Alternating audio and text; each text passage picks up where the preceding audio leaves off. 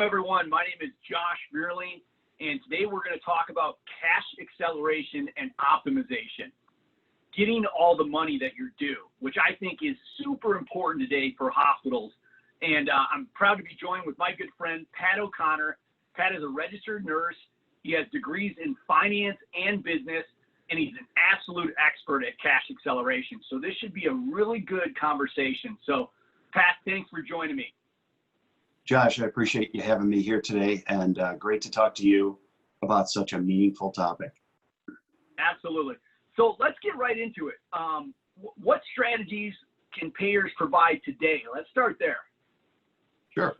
So we know we have a long list of initiatives that we can pursue here, way too long for just one podcast, but try and highlight just a few of these. So why cash acceleration and optimization? You know, it's a topic that is garnering a lot of attention today because there is real money out there that providers are not fully collecting. It's also an exciting time to be on the provider side. Never before have margins been so threatened. E-care is such a serious disruptor, and optimization a pillar strategy for survival. We talk all the time about the realities of doing more with less, but now is really the time for action. Can you simply ROI the roles you have in your organization? If you added optimization resources, what would the payback be? This is not a time to gut your revenue cycle, but rather invest in those areas that will create net returns. Well said, man. Yeah, totally agree. So, you know, that's very, very good point. But where can they find the money? Where can the providers find the money? I know there's so many areas, but what's your perspective on where you can find money right now? Sure. So let's get into the details, right? Let's talk briefly about COVID pay. If you don't have a well-oiled COVID reimbursement team scouring the latest regulatory updates, not only for Medicare, but for all your major commercial payers, you're leaving money on the table. Take the $23 Medicare payment for a 99211 G2063, right? That's virtually for any specimen that you do, even on new patients. So that's a significant change to the use of that code. Previously, you could only use it for established. Are you billing them? And does the volume equate to the numbers of patients you're actually seeing? So don't listen to somebody who says, yes, we've got that code. Yes, we're using it. Great. Dig deeper into those numbers. Yeah, very good point, man. Yeah. So what about the managed care payers? Because this is a big source of money too. I see this all the time, especially in zero balances, especially in contractual reviews and trending. What's your perspective on getting money from the managed care payers? Sure. So let's focus a bit on managed care, specifically discrepancies. Not just those that you have on the books that you're aware of, but what about those where you signed a contract, thought you were getting X, and the payer decides on a different interpretation of how that claim should be paid? Or a revised policy comes out that degrades your contract's yield. How are you managing these real life scenarios? Are you caving in and accepting this since it is, quote, in the contract, unquote?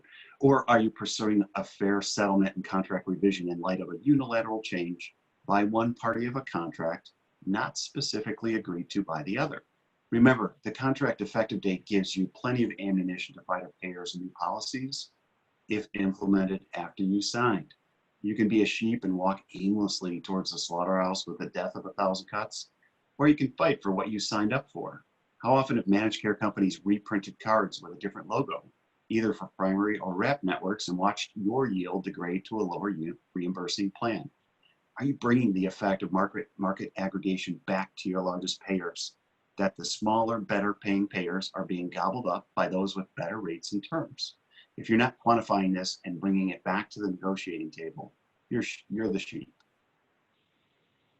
Yeah, I love that analogy. Yeah, the sheep and the wolf. Yeah, it just makes so much sense to me. Yeah, I really enjoy that. So let's talk a little bit. Let's switch gears to performance metrics. On the surface, things look really good, but as we all know, when you scratch below the surface, you start to really see what's going on. So what's your perspective on performance metrics?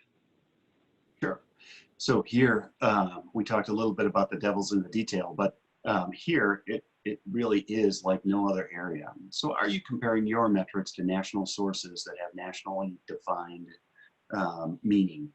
Are they defined in standard terms? For example, do you use and define your metrics using something like the HFMA MAP metrics?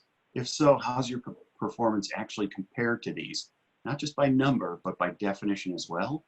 And what are you doing to either stay there if you're a top performer or get there by helping break down those barriers and stop accepting the complacency suite of answers? It's time to demand that performance and have those crucial conversations regarding opportunity capture. Yeah, very good, man. Yeah, I totally agree. Let's just close with, what other opportunities are there? There's just so many. What other opportunities do you see? Sure. So first I'd say, still kind of pinging on the performance metrics, have you quantified the impact of changing any key metric on your bottom line? For example, what is a 1% change in any of these metrics worth to you? So what's a 1% change in a days in AR mean to your organization? And it's going to be a fraction of a day, but the important part is you want to drive change in percentage. You can't always drive it in days, but knowing what 1% change in any of your metrics means can really help you to target resources and set priorities. What about gross collections? 1%. What's it mean to you? Net collections, 1%. Denials. So knowing that what 1% in those changes mean may help you target better and get the most bang for your operational dollar. Yeah, I love that. 1%. A 1% movement can be so significant. I totally agree. So, that's a good spot to close on. We'll have you back again, Pat, but thanks for joining me, man. I really appreciate it. Bet, Josh. Great to talk to you. Thanks so much.